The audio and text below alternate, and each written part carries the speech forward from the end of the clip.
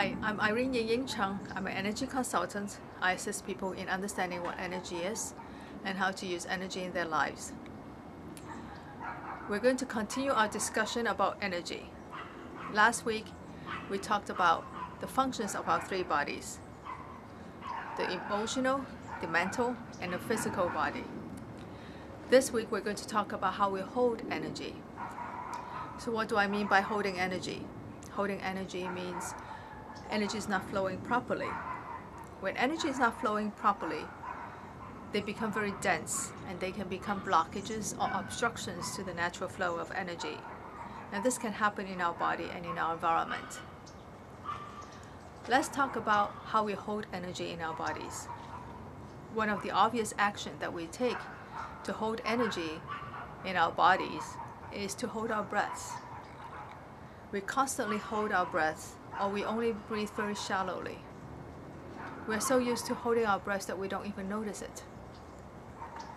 Normally, we hold our breath when we're focusing on something, such as watching TV, doing work, cleaning the house, working on in the yard. One example would be if a person is meeting a deadline and trying to finish the project, and if you stand next to that person, you'll notice that that person is not breathing or only breathe very shallowly.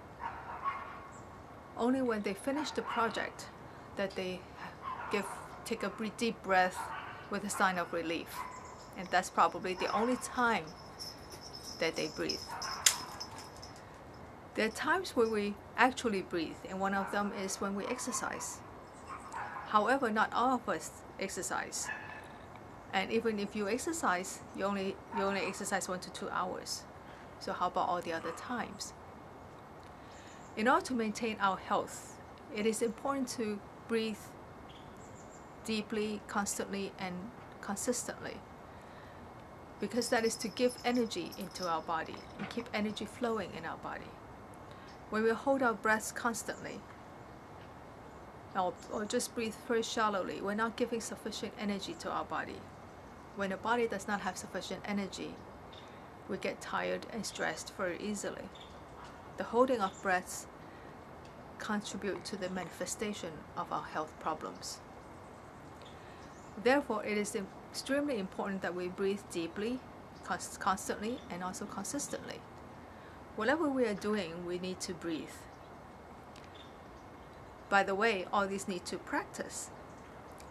We have not been breathing for all these years that everything becomes automatic. We automatically hold our breaths when we do things. That's why we have to start practicing to breathing again. Once you practice, after a while, you will notice that you're no longer dragging your feet when you walk.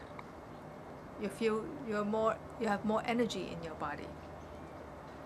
And this is the first step of creating physical movement to our body. We will continue our discussion about what energy is, how it's affecting us, and what to do about it. If you have any questions or you want to know more about what I do, please visit my website at www.yingyingcheng.com.